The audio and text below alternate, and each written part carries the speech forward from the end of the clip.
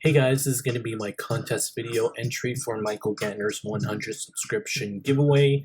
He hit that a while back, I believe at the beginning of March. I checked today, today's March 25th, and he's already up to 144, so congratulations on that. He's almost well on his way to 200, 3, 4, 500 subscribers. So if you guys haven't checked them out, go check them out. I've got a link down below in the comment section or in the description box below in this video, and you'll be able to see all his videos. He's a fellow BC-er like I am. I'm from Vancouver, he's from Kelowna.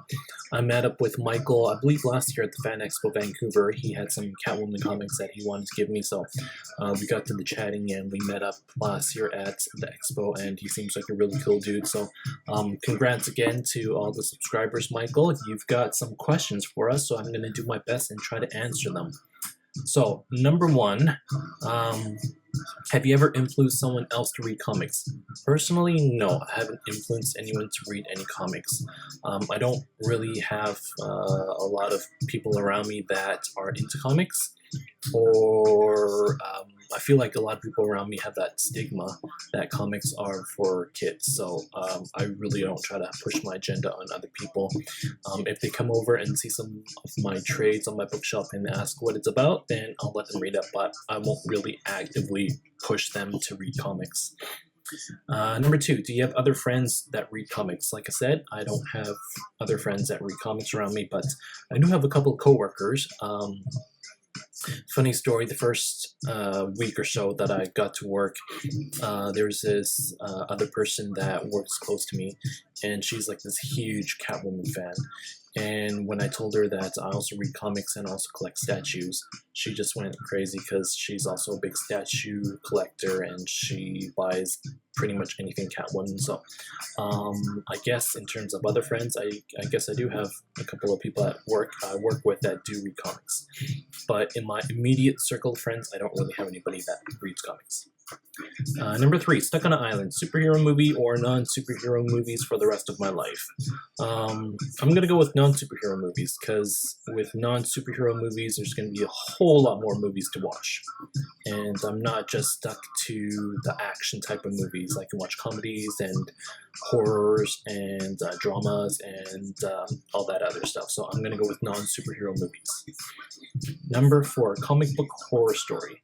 I believe this question was, have I had any horror stories related to me giving out comics or something like that? Not really. Like I said, I don't have anybody that reads comics, so I don't really lend out my books. When I do, I always get them back in good condition, so I don't have any horror comic book stories. Maybe missing out on buying a Ms. Marvel #1 9.8 CGC comic for $150 before they announced the movie. Now it's like $1,000, so that's my only horror story that I missed it on that one.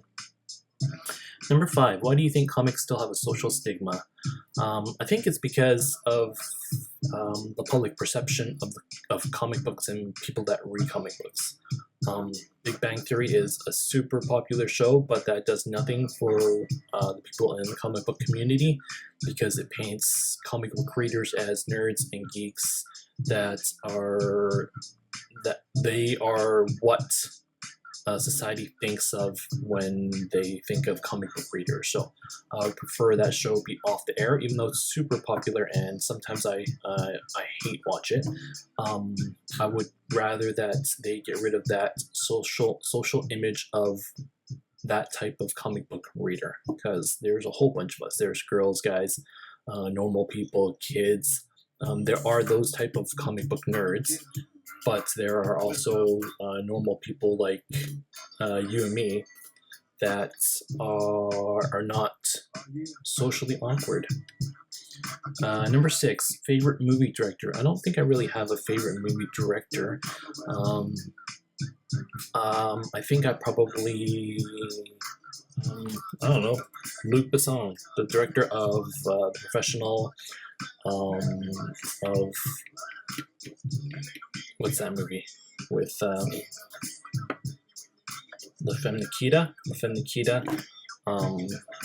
Yeah, let's go with Luc Besson. And number 7, who is your top 5? He's asking for your top 5 favorite rappers. I used to listen to a lot of rap when I was younger, when in my teens in high school, so that's where my rap knowledge comes from. And I'd have to say my number 1 favorite rapper is Tupac. I just thought that he was a really good rapper, really good lyricist, and the way he rapped, it didn't sound like he was just a monotone rapper like most of the people that you hear these days. So he's my number 1. I'm going to cheat a bit with this next one. I'm going to say NWA because that encompasses a bunch of other rappers that I'm really fond of. So NWA is in my top 5. Female rappers, I really like Lauryn Hill. Lauryn Hill was really awesome in the Fugees, and then when she did her solo stuff.